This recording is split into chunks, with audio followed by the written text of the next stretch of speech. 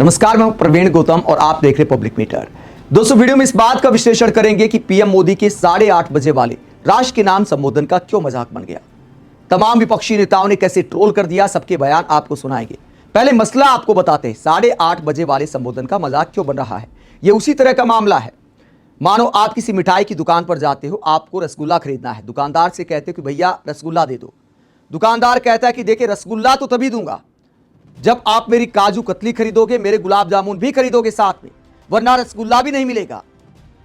तो महिला आरक्षण, रसगुल्ला यहां पर है, मोदी जी दुकानदार है। मोदी जी विपक्ष को कहते हैं कि देखिए, रसगुल्ला तो हम तभी देंगे जब आप डिलिमिटेशन यानी परिसीमन वाली काजू कतली भी खरीदोगे। और उसके बाद विपक्ष मना कर देता कि भैया हम तो काजू कतली नहीं खरीदने वाले, ये हमारे बजट पर भारी पड़ने वाला है, हमारे लिए नुकसानदायक हो सकता है। तो विपक्ष ने यही कहा कि 2029 के चुनाव में ये परिसीमन वाली काजू कतली हमें महंगी पड़ सकती है, हमें तो सिर्फ महिला आरक्षण वाला रसगुल्ला आप दे दीजिए 543 सीटों पर। मोदी जी मना कर देते कि भैया दूंगा तो सारी चीजें दूंगा, पूरे पैक में दूंगा, मतलब महिला आरक्षण प्लस डिलिमिटेशन। और उसके बाद कार्ड भी खेलते हैं, बेवजह का हंगामा करते हैं। देना है आरक्षण तो 543 सीटों पर दे दे, लेकिन पीएम मोदी राष्ट्र का संबोधन करने आ जाते हैं। देश के इतिहास में पहली बार हुआ है जब विपक्षी दलों को कोसने के लिए किसी प्रधानमंत्री ने राष्ट्र को संबोधित किया है। वरना पुराने जमाने में तो युद्ध के हालात होते थे, कोई और बड़ा मसला हो जाता था, तब राष्ट्र के नाम संबोधन किया जाता था। लेकिन पीएम मोदी ने इसे रूटीन का हिस्सा बना दिया, अब राजनीति का हिस्सा बना दिया।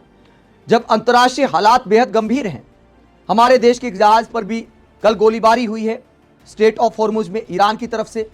जब ऐसे हालात हैं, ऊर्जा संकट को लेकर दुनिया भर की चिंताएं बनी हुई है, तो हमारे विश्वगुरु मोदी जी घरेलू राजनीति में इतना उलझे हुए हैं कि राष्ट्र के नाम संबोधन भी करते हैं तो कांग्रेस को कोसने के लिए करते हैं। लेकिन जब कुछ लोगों के लिए दल हित सब कुछ हो जाता है, दल हित देश हित से बड़ा हो जाता है, तो नारी शक्ति को, देश हित को इसका खामियाजा उठाना पड़ता है।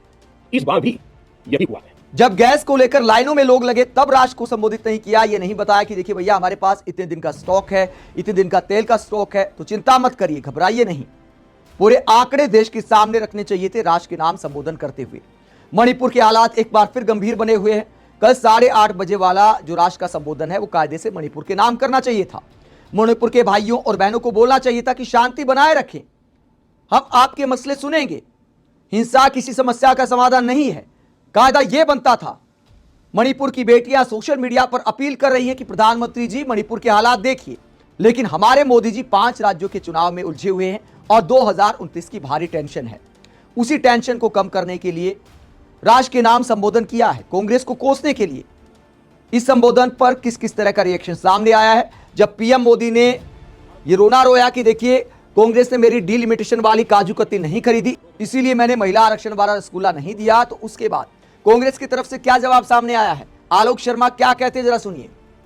अभी देश के प्रधानमंत्री का संबोधन देश के नाम सुना, और मैंने अभी थोड़ी देर पहले आज तक न्यूज चैनल पर कहा भी था कि दोबारा से वही कांग्रेस और विपक्ष का एक घड़ियाली आंसू बहाने वाला रोना रोएंगे देश के प्रधानमंत्री। और वही हुआ।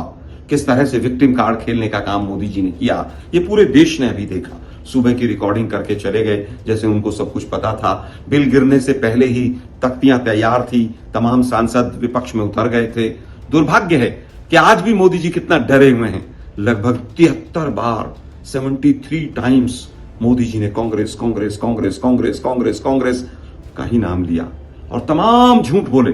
कांग्रेस ने 73वां 74वां संशोधन पास किया। कांग्रेस ने 2010 में राज्यसभा में महिला आरक्षण बिल पास किया।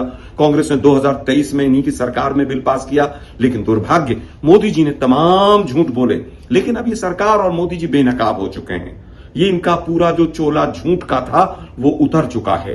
साथियों, देश के प्रधानमंत्री की हताशा भरी जो अभी आपने बातें सुनी हैं, उनका सच्चाई और देश के विकास से दूर दूर तक कोई लेने देना नहीं है। वो केवल आज भी कांग्रेस और विपक्ष से पूरी तरह से डरे हुए नजर आए। तो कांग्रेस नेता मजाक उड़ाते हैं कि 73 बार कांग्रेस का नाम लिया।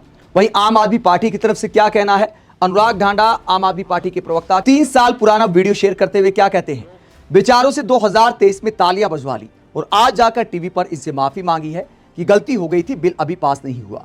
सारा देश पूछता है कहना क्या चाहते हो मोदी जी। तो मोदी जी की हिपोक्रेसी को यहां पर एक्सपोज किया है कि 3 साल पहले राजनीति कर ली, 2024 के चुनाव में उसके नाम पर वोट भी मांग लिए और आज कहते कि देखिए विपक्ष ने महिला आरक्षण पास नहीं होने दिया। पीएम मोदी ने क्या कहा था 3 साल पहले जब महिला आरक्षण बिल संसद में पास हुआ था, उसके बाद क्या कहा था, जरा सुनिए। एक दिन पहले ही भारत की संसद ने लोकसभा और विधानसभा में महिलाओं को 33% आरक्षण देने का कानून पास किया।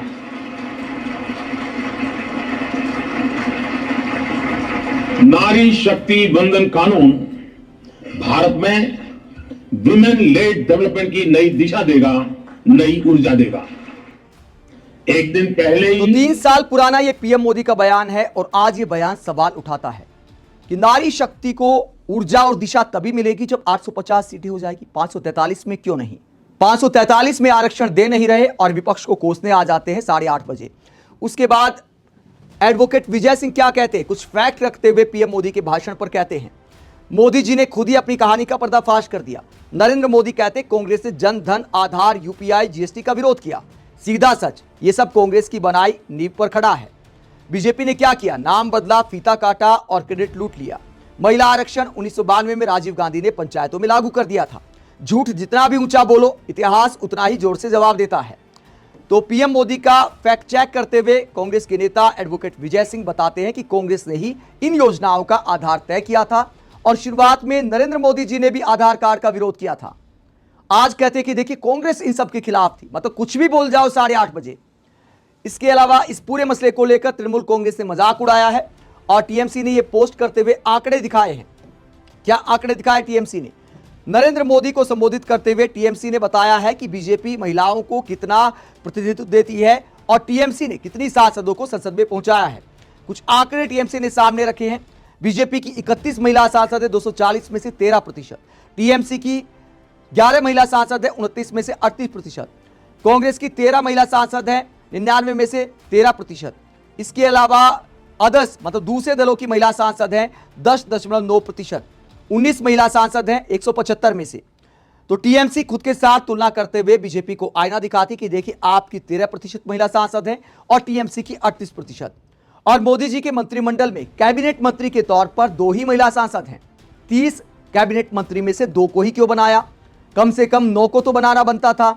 अगर 30% भी अगर आप मान लो, 33 छोड़ो 30 भी मान लो, तो कम से कम 9 को बनाना चाहिए था और कायदे से 10 महिला मंत्री होनी चाहिए थी मोदी जी की कैबिनेट में।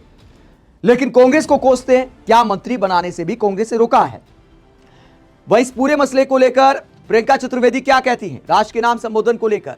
वो कहती उम्मीद थी कि महिलाओं को आश्वासन मिलता, उनको उनका अधिकार मिलता, 543 सीट पर मिलता, उसकी घोषणा प्रधानमंत्री अपने संदेश के माध्यम से करते। पर दुर्भाग्यपूर्ण है कि सिर्फ राजनीतिक टीका टिप्पणी करके अपनी महिला आरक्षण की जिम्मेदारी से पल्ला झाड़ लिया। तो तमाम विपक्षी नेता पीएम मोदी को आईना दिखा रहे हैं कि आरक्षण ही देना था तो 543 सीटों पर दे देना चाहिए था। इस तरह विक्टिम कार्ड नहीं खेलना चाहिए। इस तरह राष्ट्र के नाम संबोधन में राजनीति करना प्रधानमंत्री पद को शोभा नहीं देता। राष्ट्र के नाम संबोधन बड़ी बड़ी बातों को लेकर किए जाते हैं, विपक्ष को कोसने के लिए नहीं किए जाते। उसके लिए राजनीतिक रैली पर्याप्त होती हैं। बहुत सारी रैलियां आज भी पीएम मोदी की हैं, शेड्यूल आपको यूट्यूब चैनल पर मिल जाएगा। तो उन राजनीतिक रैलियों के लिए भाषण का आधार तैयार किया गया है, क्या स्पेशल सेशन बुलाकर। अगर विपक्ष का भरोसा ही जीतना था तो 15 दिन पहले मंत्रणा करते, बिल देते कि देखिए ये बिल है, आप इसे अच्छे से पढ़िए। उनके जो डाउट है सर्वदलीय बैठक बनाकर उन डाउट को दूर करते। आपने भरोसे में लेने की कोशिश कहां की? यह पूरा मामला दिखाता है कि बीजेपी इस मंशा के साथ यह बिल इस बार के सेशन में लेकर आई कि बिल में यह वाली शर्त लगा देंगे कि देखिए आपको हमारी डिलिमिटेशन वाली काजू कतली तो खरीदनी पड़ेगी, वरना हम हंगामा कर देंगे। और यही हंगामा राष्ट्र के नाम संबोधन में दिखाई देता है। लेकिन देश के प्रधानमंत्री को राजनीतिक रैलियों में ऐसी भाषा का इस्तेमाल करना चाहिए, राष्ट्र के नाम संबोधन में नहीं। आप इस पूरे मसले को लेकर क्या सोचते हैं? कमेंट बॉक्स में अपनी राय जरूर दें। साथ ही चैनल को सब्सक्राइब भी करें। नमस्कार।